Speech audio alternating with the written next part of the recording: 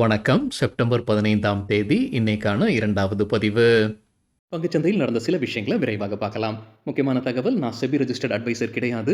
நம்ம சேனல்ல இருந்து எப்போதுமே ஸ்டாக் ரெக்கமெண்டேஷன்ஸ் கிடையாது. யூடியூப் சேனல் மட்டும் இல்லைங்க. மத்த சோஷியல் மீடியா பிளாட்ஃபார்மான இன்ஸ்டாகிராம், வாட்ஸ்அப், டெலிகிராம்ல இருந்து கூட நாம ஸ்டாக் ரெக்கமெண்டேஷன்ஸ் வழங்குவதில்லை. மேலும் பணத்தை வாங்கிட்டு எந்த சேவையும் வழங்குவது இல்லை. பல போலியான குரூப் இயங்கிட்டு இருக்கு. தயவு செய்து ஜாக்கிரதையாக இருங்க. இந்த வீடியோல காட்டக்கூடிய அனைத்து கம்பெனிகளும் வெறும் இன்ஃபர்மேஷனல் பர்பஸ்க்காக மட்டுமே முதலீடு செய்யுங்கன்னு சொல்ற வீடியோ கிடையாது. எந்த ஒரு முதலீட்லயும் ரிஸ்க் இருக்கும். ரிஸ்க் புரியாம இன்வெஸ்ட் செய்யாதீங்க. ரிஸ்க் புரியலனா தயவு செய்து இன்வெஸ்ட்மெண்ட்டை தவிர்த்துருங்க. நம்ம ருபி டிரைவர் சேனலை ஆதரிக்கிற அனைத்து நல்ல உள்ளங்களுக்கும் நன்றி. சில இண்டிவிஜுவல் ஸ்டாக்ஸ் மற்றும் செய்திகள் விரைவாக பார்க்கலாம். அதற்கு முன்னாடி ஒரு திருத்தம். காலையில் வீடியோவில் நம்ம பிரமல் ஃபார்மா குறித்து ஒரு செய்தி பார்த்துருந்தோம். ஜெஃப்ரீஸ் பை ரேட்டிங் கொடுத்துருக்காங்க. எதிர்பார்த்த டார்கெட் பிரைஸ் நான் தவறாக சொல்லியிருந்தேங்க, மன்னிக்கவும். 2400 2500 அப்படின்ற மாதிரி டைப் பண்ணிட்டேன், மன்னிக்கவும். 260 ரூபாய் தான் ஜெஃப்ரீஸ் கொடுத்துருக்கிற டார்கெட் பிரைஸ் பிரமல் ஃபார்மாக்கு. தவறுக்கு மன்னிக்கவும். அமெரிக்க அதிபர் டொனால்ட் ட்ரம்ப் ஃபெடரல் ரிசர்வ் இந்த வாரம் ஒரு பெரிய அளவில் இன்ட்ரெஸ்ட் ரேட்டை குறைப்பாங்கன்ற மாதிரி அறிவிப்பு வெளியிட்டிருக்கிறாரு. அந்த நம்பர் எதுவும் சொல்ல, ஒரு பெரிய ரேட் கட் வருதுன்னு சொல்லியிருக்கிறாரு. ரொம்ப நாட்டில் அவர் ஃபெடரல் ரிசர்வ் கிட்ட கேட்டுட்டு இருக்காரு இன்ட்ரெஸ்ட் ரேட்டை குறைங்கன்னு. ஃபெடரல் ரிசர்வுடைய சேர்மன் மீது அழுத்தமும் போட்டுக்கிட்டு இருந்தாரு. அவர் பதவி நீக்கம் செய்வாரான்ற வரைக்கும் செய்தி போனது. அதுக்கப்புறம் இல்லை, அவரே ராஜினாமா செய்யட்டும்னு பலமுறை அவரே சொல்லியிருக்கிறாரு ப்ரெஸ் மீட்டில். ஃபெடரல் ரிசர்வுடைய மீட்டிங் செப்டம்பர் 17ஆம் தேதி அவங்க அறிவிப்பு வரும். 16-17 மீட்டிங், 17ஆம் தேதி வெளியாகும் டேட்டா. அவங்க இன்ட்ரெஸ்ட் ரேட்டில் ஏதாவது மாற்றம் செய்கிறாங்களா இல்லையான்னு டொனால்ட் ட்ரம்ப் ஒரு பெரிய ரேட் கட் வருதுன்ற மாதிரி சொல்லியிருக்கிறாரு. ப்ளூம்பர்க் நடத்தின கருத்து கணிப்பு, வல்லுநர்களிடையே அவங்க நடத்தின கருத்து கணிப்பில் அவங்க எதிர்பார்ப்பது 25 பேசிஸ் பாயிண்ட்ஸ் குறைப்பதற்கான வாய்ப்புகள் இருக்கு. தகவல் நம்ம கிடைத்தது மணி கண்ட்ரோல்ல இருந்து. கேஆர்பிஎல் நிறுவனம் குறித்து காலையில் வீடியோவில் நம்ம செய்தி பார்த்துருந்தோம். ஒரு டைரக்டர் ராஜினாமா செய்திருக்கிறாரு. அவருடைய ராஜினாமா கடிதத்தில் பல குற்றச்சாட்டை அடுக்கி இருக்கிறாரு. கவர்னன்ஸ் இஷ்யூ ரைஸ் பண்ணியிருக்கிறாங்கன்ற தகவல் நம்ம பார்த்துருந்தோம். கேஆர்பிஎல் வந்து இந்தியா கேட் பாஸ்மதி அந்த பிராண்ட் வைத்திருக்கக்கூடிய நிறுவனம் தான். இன்னைக்கு இன்ட்ராடேயில் அதோடைய ரியாக்ஷனாக 13% வீழ்ச்சியை பார்த்துருக்கு கேஆர்பிஎலுடைய ஷேர் பிரைஸ். இன்ஃபோஎட்ஜ் குறித்தும் காலையில் வீடியோவில் நம்ம ஒரு செய்தி பார்த்துருந்தோம். ஒரு விசில் ப்ளோவர் புகார் கொடுத்துருக்கிறாரு இன்ஃபோஎட்ஜுடைய 99 ஏக்கர்ஸ் பிளாட்ஃபார்ம் மீது. 99 ஏக்கர்ஸ் அப்புறம் naukri.com போன்ற வெப்சைட்ஸ் எல்லாம் நடத்தக்கூடிய நிறுவனம் தான் இன்ஃபோஎட்ஜ் இந்தியா. ஸோ அவங்க கிட்டேயும் ஒரு புகார் இருந்திருக்கு. அதுக்கப்புறம் அவங்க வந்து ரியாக்ட் பண்ணியிருக்கிறாங்க. ஒரு தேர்ட் பார்ட்டியை அவங்க எம்ப்ளாய் பண்ணி இன்வெஸ்டிகேஷன் நடத்திக்கிட்டு இருக்காங்க. ஆனால் என்ன குற்றச்சாட்டுன்றது கம்பெனி தெளிவுபடுத்தல. அந்த இன்வெஸ்டிகேஷன் ஆரம்பிச்சாச்சுன்ற தகவல் கொடுத்துருந்தாங்க. ஆனால் அதற்கான ரியாக்ஷனாக பார்க்கும்போது எந்த பெரிய ரியாக்ஷனும் இல்லை. வாலட்டைலாக இருந்திருக்கு. 1% பாசிட்டிவ், 1% நெகட்டிவாக இருந்திருக்கு இன்ஃபோஎட்ஜுடைய ஷேர் பிரைஸ். வீடியோ சேர தருணத்தில் ஃப்ளாட்டாக இருந்திருக்கு இன்ஃபோஎட்ஜ். அமேசான் குறித்து எக்கனாமிக் டைம்ஸ்லேருந்து கிடைத்த ஒரு தகவல், 10 நிமிட டெலிவரி சர்வீசஸை துவங்கி இருக்கிறாங்க அமேசான் நவ் அப்படின்ற பேரில். இப்போ மும்பை, டெல்லி, பெங்களூருல அவங்களுடைய சேவை இருக்குது. இதனால் இட்டர்னல் மற்றும் ஸ்விக்கிக்கு பாதிப்பு இருக்குமா? இட்டர்னல்ன்றது ஜொமேட்டோ. பாதிப்பு இருக்குமான்ற கேள்விக்கு MK global, JM financial, Nomura மற்றும் மார்கன் ஸ்டான்லி சொல்லியிருப்பது பெரிய அளவில் அவங்களுக்கு எந்த அழுத்தமும் கிடையாது. அதாவது ஜொமேட்டோ, ஸ்விக்கிக்கு இந்த போட்டி பெரிய அளவில் அழுத்தம் இருக்காதுன்னு தெளிவுபடுத்தி இருக்கிறாங்க. ஐசிஐசிஐ பேங்க் தரப்பு வந்து ஒரு அப்டேட் இருக்குது. ஆர்பிஐ அனுமதி வழங்கியிருக்கிறாங்க ஐசிஐசிஐ பேங்க் இருக்குது. ஐசிஐசிஐ ப்ருடென்ஷியல் ஏஎம்சியில் 2% ஸ்டேக் கூடுதலாக வாங்குவதற்காகத்தான் இந்த அனுமதி ஆர்பிஐ வழங்கியிருக்கிறாங்க. வோடோஃபோன் ஐடியா இன்னைக்கு இன்ட்ராடேயில் நல்லா பர்ஃபார்ம் பண்ணியிருக்காங்க. காலையில் வீடியோவில் நம்ம ஒரு செய்தி பார்த்துருந்தோம்னு நினைக்கிறேங்க. அவங்க மறுபடியும் சுப்ரீம் கோர்ட்டுக்கு போயிருக்காங்க. அட்ஜஸ்டட் கிராஸ் ரெவன்யூ ரீகால்குலேஷன் பண்ணுன்ற கோரிக்கை ஏற்கனவே நிறைய முறை போயிட்டாங்க, எல்லாம் ரிஜெக்ட் ஆயிடுச்சு. இப்போ மறுபடியும் போயிருக்கிறாங்க. இன்றைக்கி என்ன தகவல் மணி கண்ட்ரோலில் சொல்லியிருக்கிறாங்கன்னா, செப்டம்பர் 19ஆம் தேதி விசாரணைக்கு எடுத்திருக்கிறாங்க சுப்ரீம் கோர்ட் இந்த கோரிக்கையை. இன்றைக்கி அதோடைய ரியாக்ஷனாக இருக்கலாம்னு சொல்லியிருக்கிறாங்க. 7% வோடோஃபோன் ஐடியா இன்ட்ராடேயில் அதிகரித்தது. சீகால் இந்தியா இன்ட்ராடேயில் 3% அதிகரித்தது. கம்பெனி தரப்பு ஒரு அப்டேட் இருக்குது. கம்பெனிக்கு ஒரு ரோட் ப்ராஜெக்ட் கிடச்சிருக்கு பஞ்சாப் மாநிலத்தில். அதோடைய மதிப்பு 468 கோடி ரூபாய். டாடா டெக்னாலஜிஸ் குறித்து காலையில் வீடியோவில் நம்ம ஒரு செய்தி பார்த்ததுங்க. ஜெர்மன் நிறுவனமான இஎஸ்டெக் குரூப் அவங்க வாங்குறாங்க அப்படின்னு. இப்போ என்ன தகவல் மணி கண்ட்ரோல்லேருந்து கிடைத்ததுன்னா, 7-8% அவங்களுடைய வருவாய் அதிகரிப்பதற்கான வாய்ப்பு இருக்குது இந்த டிரான்சாக்ஷன் காரணமாக. மார்ஜினும் அடுத்த ஆண்டு இம்ப்ரூவ் ஆகுன்ற மாதிரி கம்பெனி சொல்லியிருக்கிறாங்கன்னு மணி கண்ட்ரோல்லேருந்து கிடைத்த ஒரு தகவல் இது. வேதாந்தா தரப்புல ஒரு அப்டேட் இருக்குது. இன்றைக்கி இன்ட்ராடேயில் 3% அதிகரித்தது. கம்பெனியுடைய மற்றொரு நிறுவனம் தான் தல்வாண்டி சாபோ பவர். அவங்களுக்கும் செப்கோ எலக்ட்ரிக் பவர் கன்ஸ்ட்ரக்ஷன் கார்பரேஷன் இடையே ஒரு நீண்ட நாட்களான ஒரு பிரச்சனை இருந்துகிட்டு இருந்தது. ஒரு தெர்மல் பவர் ப்ராஜெக்ட் சம்பந்தமாக ஒரு கான்ட்ராக்ட். அது இப்போ சரியாகிடுச்சுன்ற மாதிரி விளக்கம் கொடுத்துருக்காங்க வேதாந்தா. இன்னைக்கு இன்ட்ராடேயில் 3% அதிகரித்தது. இது கூட ஒரு காரணமாக இருந்திருக்கலாம். சேஜல் கிளாஸ் தரப்பு ஒரு அப்டேட் இருக்குது. கம்பெனியுடைய போர்டு ஃபண்ட் ரைசிங்க்கு ஒப்புதல் வழங்கியிருக்கிறாங்க. என்ன தொகைக்குன்ற தகவல் என்கிட்ட இல்லைங்க. அது வந்து ப்ரிஃபரன்ஷியல் இஷ்யூ மற்றும் கன்வெர்ட்டிபிள் வேரன்ஸ் வழியாக ஃபண்ட் ரைசிங் பண்ணுவதற்கு கம்பெனியுடைய போர்டு ஒப்புதல் வழங்கியிருக்கிறாங்க.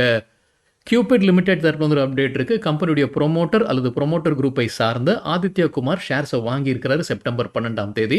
10 லட்சம் ஈக்விட்டி ஷேர்ஸ், அதாவது 0.37%. அவருடைய ஸ்டேக்கை உயர்த்தி இருக்கிறாரு. 29.9%லிருந்து 30.3%ஆக உயர்த்தி இருக்கிறாரு. எம்ஐசி எலக்ட்ரானிக்ஸ் தரப்புல இருந்து அப்டேட் இருக்கு. 2 ஆர்டர்ஸ் கிடைச்சிருக்கு. இரண்டுமே இந்தியன் ரயில்வேஸ் கிட்ட இருந்து, ஒன்று ஒடிசா டிவிஷன் கிட்ட இருந்து 1.19 கோடி ரூபாய்க்கான ஆர்டர், மற்றொன்று Chennai ICF integral coach factory கிட்ட இருந்து 56.5 லட்சம் ரூபாய்க்கான ஆர்டர். மகாராஷ்டிரா ஸ்கூட்டர்ஸ் டிவிடெண்ட் அறிவிச்சிருக்காங்க. பஜாஜ் குரூப் கம்பெனி 160 ரூபாய் டிவிடெண்ட் அறிவிச்சிருக்காங்க. அதற்கான ரெக்கார்ட் டேட் செப்டம்பர் 22ஆம் தேதி. எஸ்டிஎல் நெட்வொர்க்ஸ் தரப்பு அப்டேட் இருக்கு. இன்ட்ராடேல 5% அதிகரித்தது.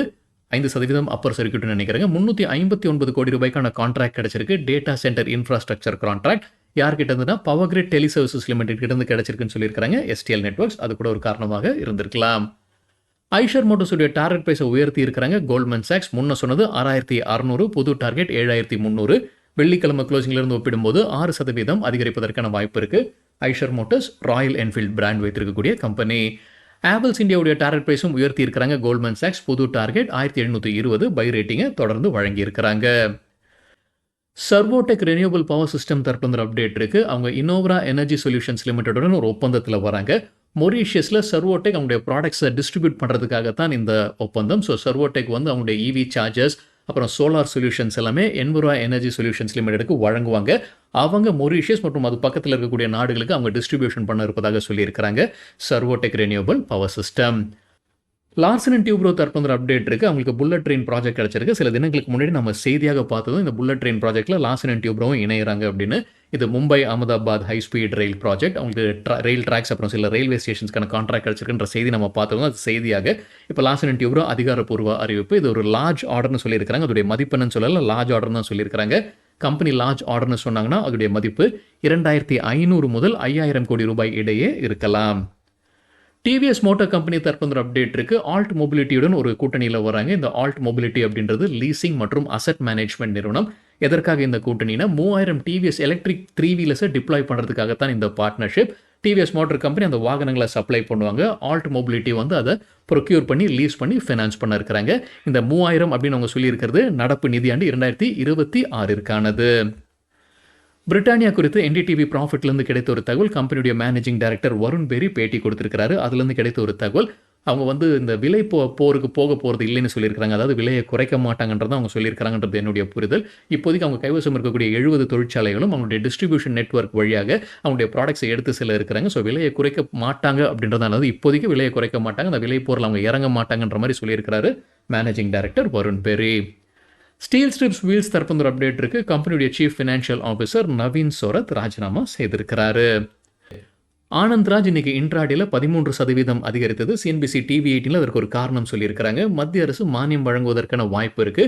டேட்டா சென்டர் டெவலப்பர்ஸ்க்கு அவங்க மானியம் வழங்குவதற்கான வாய்ப்பு இருக்கு. அதனால ஆனந்த்ராஜும் பயன்பெறுவாங்கன்ற எதிர்பார்ப்பு. டாக்ஸ் எக்ஸம்ஷன் 20 ஆண்டிற்கு அரசு அறிவிப்பதற்கான வாய்ப்புகள் இருக்குன்னு சொல்லியிருக்கிறாங்க அந்த சிஎன்பிசி டிவி 18 செய்தியில். டிசிஎஸ் டாடா கன்சல்டன்சி சர்வீசஸ் தரப்பு அப்டேட் இருக்கு. நியூசிலாண்டிலிருந்து உங்களுக்கு ஒரு கான்ட்ராக்ட் கிடைக்குது. கான்ட்ராக்டுடைய மதிப்போ காலளவோ கம்பெனி வெளியிடல. யார்கிட்ட இருந்து? இந்த வேர் ஹவுஸ் குரூப் கிட்ட இருந்து கிடைத்த கான்ட்ராக்ட் இது. டாடா கம்யூனிகேஷன்ஸுடைய ரேட்டிங்கை அப்கிரேட் பண்ணியிருக்காங்க ஐசிஐசிஐ செக்யூரிட்டிஸ். முன்ன அவங்க கொடுத்திருந்தது ஆட், இப்போ அப்கிரேடுக்கு பிறகு பையாக உயர்த்தி இருக்கிறாங்க. டார்கெட் 2000 ரூபாய். தற்போதைய லெவலில் இருந்து 24% அதிகரிப்பதற்கான வாய்ப்பு இருக்குன்னு கருதுறாங்க ஐசிஐசிஐ செக்யூரிட்டிஸ். சக்தி பம்ப்ஸ் குறித்து காலையில் வீடியோவில் நம்ம செய்தி பார்த்துருந்தோம். உங்களுக்கு 370 கோடி ரூபாய்க்கான ஆர்டர் கிடைச்சது அப்படின்னு. அதோடைய ரியாக்ஷனாக இன்றைக்கி இன்ட்ராடேல 4% அதிகரித்தது. அதே போல் டைமண்ட் பவரும் இன்றைக்கி இன்ட்ராடேல 5% அதிகரித்தது. காலையில் வீடியோவில் நம்ம செய்தி பார்த்துருந்தோம் ஒரு கான்ட்ராக்ட் குறித்து. அதானி எனர்ஜி கிட்டேருந்து அவங்களுக்கு ஆர்டர் கிடைச்சது 236 கோடி ரூபாய்க்கான ஒரு கான்ட்ராக்ட், கண்டக்டர் சப்ளை செய்யக்கூடிய கான்ட்ராக்ட். இன்றைக்கி 5% அதிகரித்தது இன்ட்ராடேல.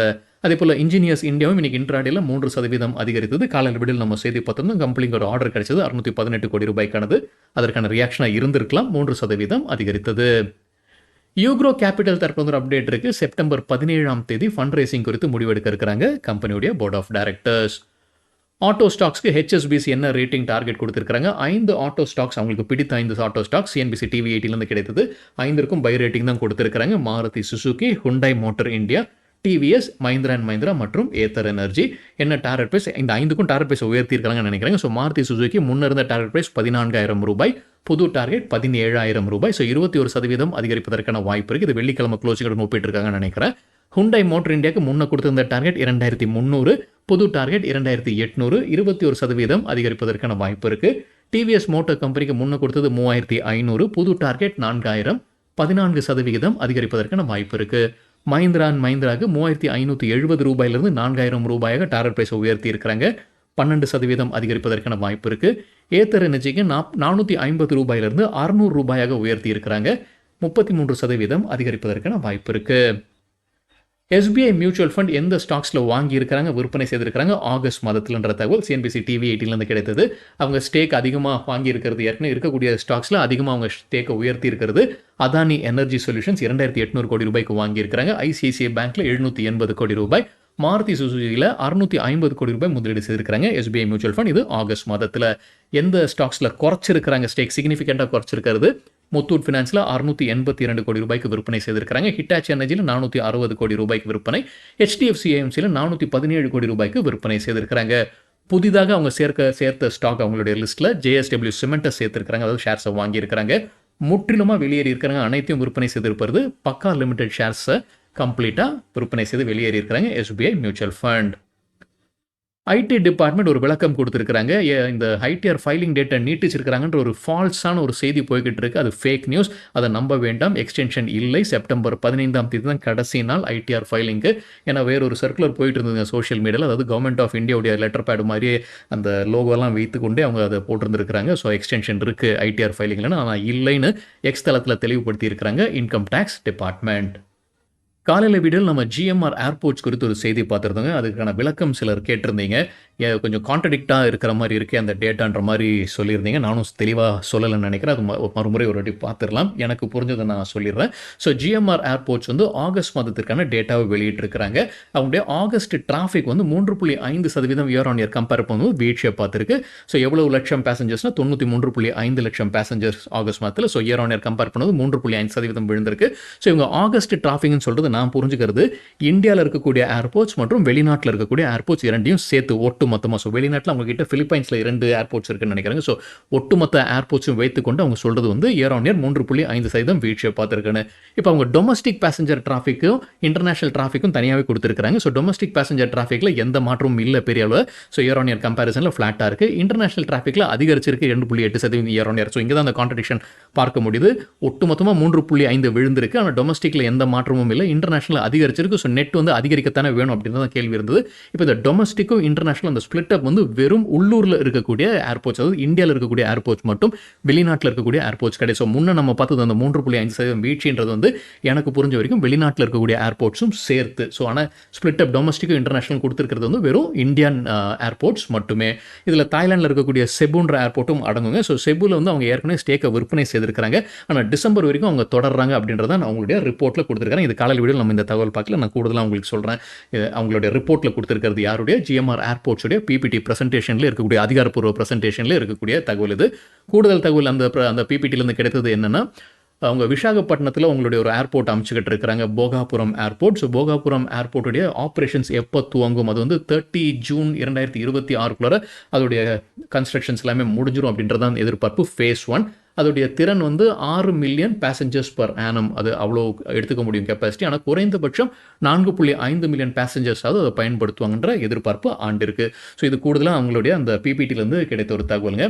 இதுதான் அந்த பிபிடிலேருந்து இருக்கக்கூடிய ஸ்க்ரீன்ஷாட். ஸோ யாருக்கு அந்த கூடுதல் டீட்டெயில் வேணும்னா அதை பார்த்துக்கலாம். ஸோ நம்ம இந்தியாவில் இருக்கக்கூடிய ஏர்போர்ட்ஸ் என்ன, இந்தோனேஷியாவில் இருக்கக்கூடிய ஏர்போர்ட்ஸ் என்னன்ற ஸ்பிளிட்டப்பையும் சேர்த்து கொடுத்துருக்காங்க இந்த ஆகஸ்ட் டிராஃபிக் டேட்டாவில்.